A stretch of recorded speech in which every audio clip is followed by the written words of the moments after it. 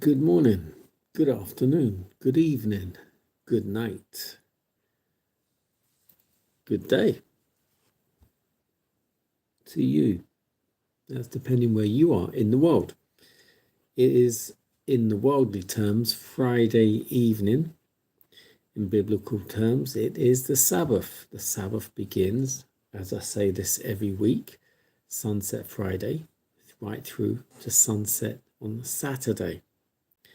Friday being preparation day, sunset Sabbath, which is what we call Saturday, but after sunset, it goes into the eve of Sunday. So Sabbath blessings, one and all. It is our nighttime devotion. The devotional is called Conflict and Courage. The title today, The Right Choice.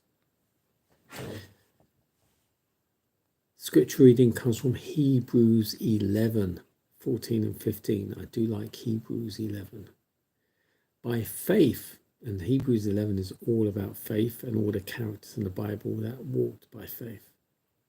By faith, Moses, when he was come to years, refused to be called the son of Pharaoh's daughter, choosing rather to suffer affliction with the people of God than to enjoy the pleasures of sin for a season.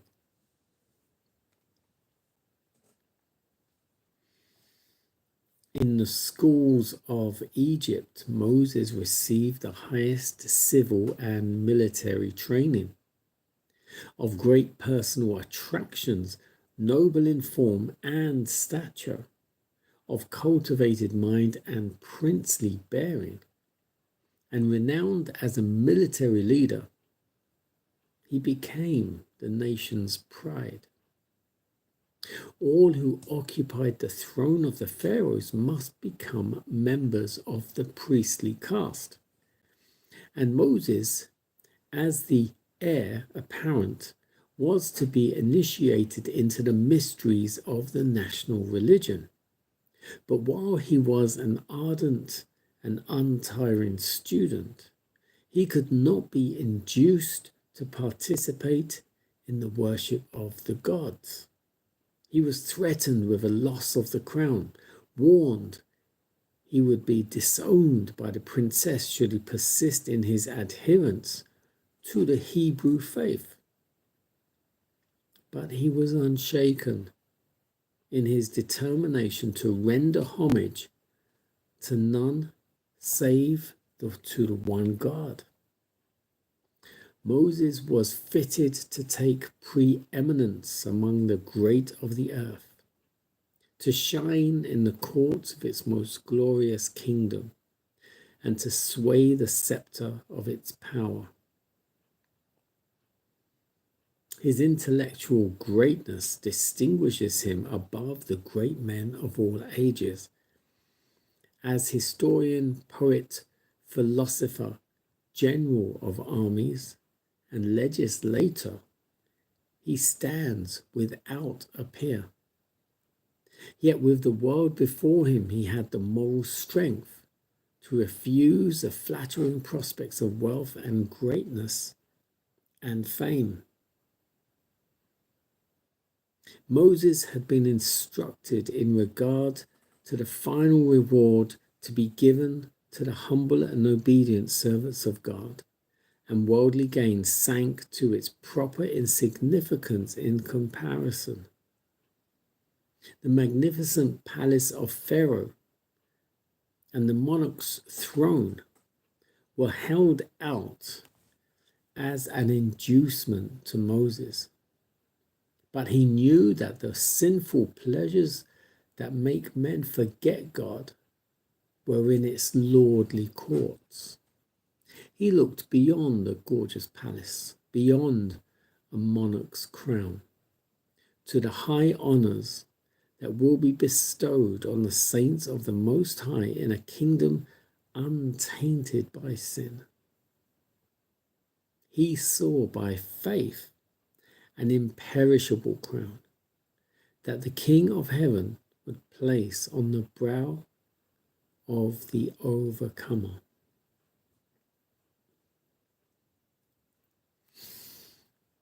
the right choice. He made the right choice.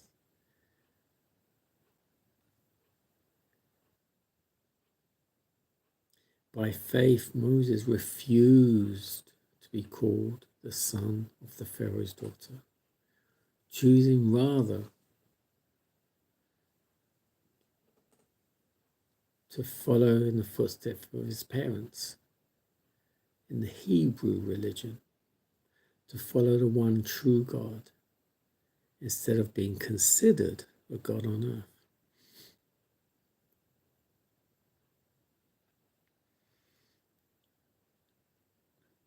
I suppose we don't really fully get to know just how highly honored Moses was in the palace. But when we read these writings, we learn to understand how highly decorated Moses was in the military, a general of the armies. How he was taught, and he became the nation's pride. He was in line as the heir of the throne.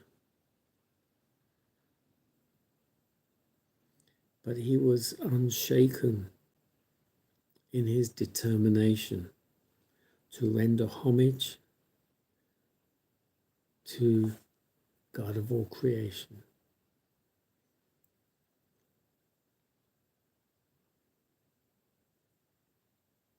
Much like Joseph, much like Daniel,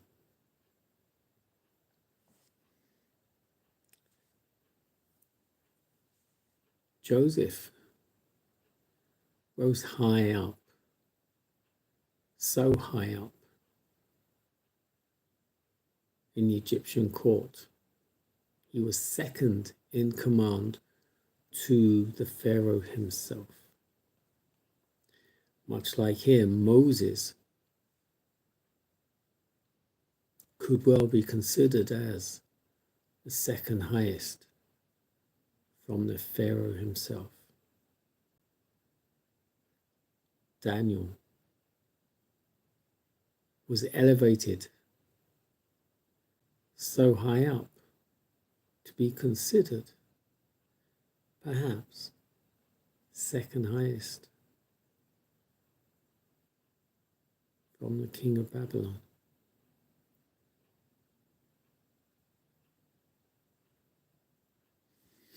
You see, when Joseph stayed true to God, Moses stayed true to God,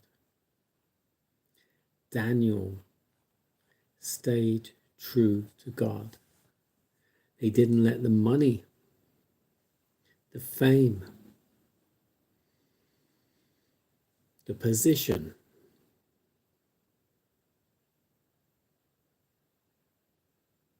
sway them from their faith.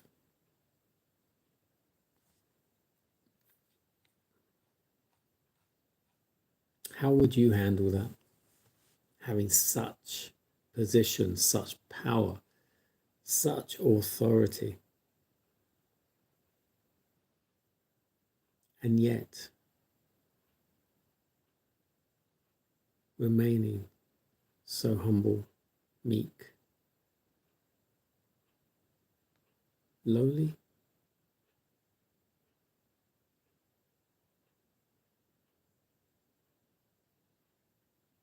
And I would say that really, on a general basis, would come with time, maturity, with wisdom and experience.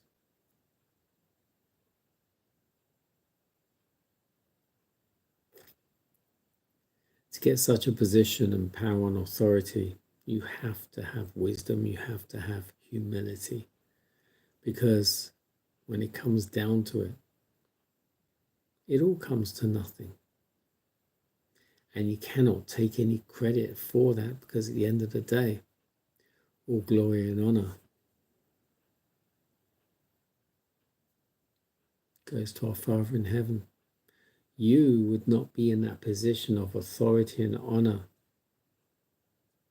without Him placing you there.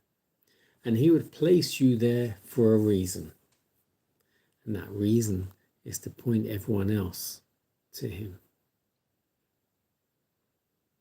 Enjoy Sabbath.